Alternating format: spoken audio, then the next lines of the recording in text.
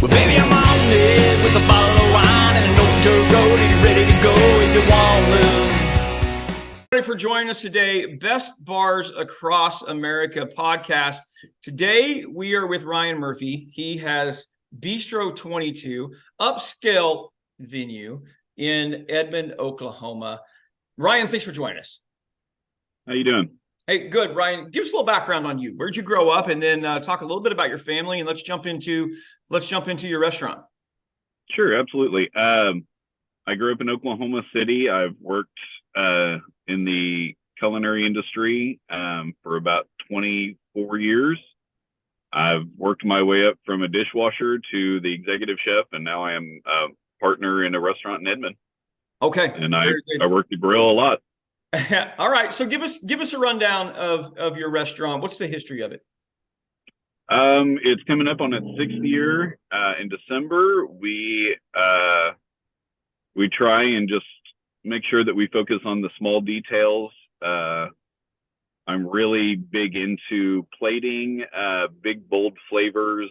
I don't really have a lot of patience for things that I don't understand. So I make sure that if I put something on paper with the menu, that it probably makes sense to other people too. Okay. Just straightforward, kind of Oklahoma French inspired comfort food is what it is. All right. Now, for those of us who don't know what that means, when you walk into your restaurant, what are they going to see? What does it look like? Okay, so first it's kind of dim lidded. It's got 10 seats. It's only about 1,300 square feet. Okay. Everything is just lit by candles, and there is music everywhere in the building you go, because I'm just really big on music. So. Okay. All right. Smells. Is there a common smell every day when you walk in that restaurant that you could relate to people? Absolutely. We make our own soups and stocks. Okay. So probably the first thing you're going to walk into is it's going to smell like your grandmother's chicken noodle soup, predominantly, most times. And then there's other times when we're baking our desserts. So you'll have this kind of bread pudding sweet smell in the air. Okay. Most of your stocks, are those beef or those chicken? Where do you start those at? Actually, we do. So when we're cleaning all the vegetables for the salad station or whatever we're doing, and when we're cleaning all of our proteins, we individually keep them separate, but we save them. So we do chicken stock, we do beef stock, we do pork stock, we do lobster stocks, we do shrimps, vegetables. I mean, you name it. We try and not waste anything. Gotcha. And that you do that from an economic standpoint or also from a flavor standpoint? Kind of both. I mean, economically, of course, I don't want to waste anything, and Sure. It's bad for the environment to just buy something, use half of it, and throw it away. But for the other thing is that I really enjoy the fact that if you take a nice, rich beef broth and you just reduce it down even further, so instead of having a gallon of it, you come out with probably 6 cups. Then you've got this rich broth that you can use in stocks, and then eventually we use it for our main sauce, which is our marchand de vin. Gotcha. Very cool. Very good. Okay, so you mentioned music in the background. What kind of music are they going to hear as they're dining there?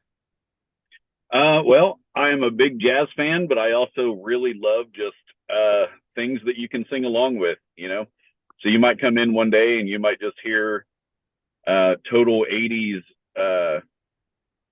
stuff that you can just kind of hear in the background. If you pay attention like I do, then it'll be a really fun experience. And if not, it's just really pleasant music in the background.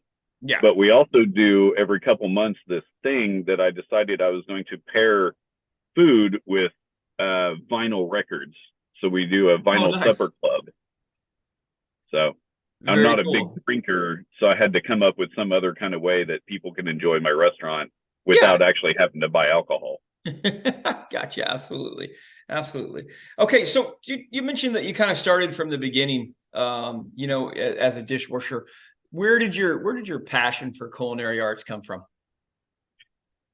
Well, it's going to sound weird, but we grew up poor, so we never really had a whole lot of time to make sure we had food on the table. So the first thing that I did when I was allowed to is I went and got a dishwasher job, because I knew that if at least I worked in a restaurant, I could eat at least once a day.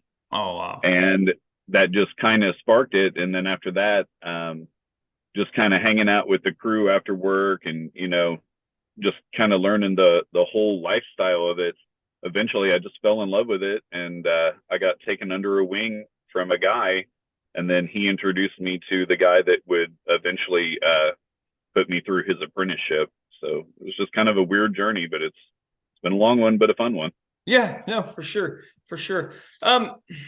If you were relating to people, describing your restaurant, what do you think the best part of it? What makes it unique? What makes it special?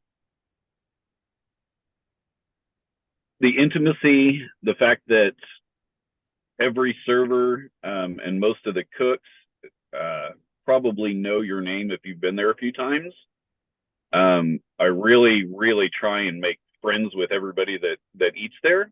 Mm-hmm. When you come in there, you can either come in and have a blast with a big top, or you can come in with your significant other and you can just have a really nice, quiet meal and be left alone. It's really up to you, the experience that you want. No, that's perfect. Yeah. Yeah. Very good. How long have you been established? We are coming up on our 6th year as of December 4th. Good. This year. Good. You survived COVID, and things are recovering and going well. Yes, sir. Perfect. Okay, now listen, you brought up music earlier. I have a couple of fun questions that I always just throw in, because I am in live entertainment. That's how this whole thing started. We started this podcast during COVID to kind of help, bars and clubs and restaurants kind of exchange ideas and survive and things like that. So I always have just kept a record. Now you've mentioned that you do a lot of vinyl in your restaurant. So you've obviously got some musical taste. I want to know, what is the best, and I'm going to change this question a little bit for you. What is the best album that you've ever listened to, that you think? I can give you two right off the top of my head. Perfect. Meat Puppets, Too High to Die. Okay. If you're looking for a song to go run errands and just drive around to, it's a toe tapper for sure. Yep. The other one is probably either The Cure, Disintegration for me, or there's going to be one other one, and I would say it's Screaming Trees, probably Uncle Anesthesia. Okay. Very good. All right. Now, final question here. Dead or alive, someone that you would want to see perform. And let's see, because your restaurant is intimate and small, let's take it a step further. There's a festival going to happen in town.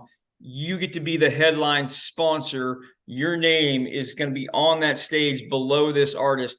Dead or alive, who would you want to bring into Edmond, Oklahoma? David Bowie. David Bowie. Nice. I like that. That's perfect.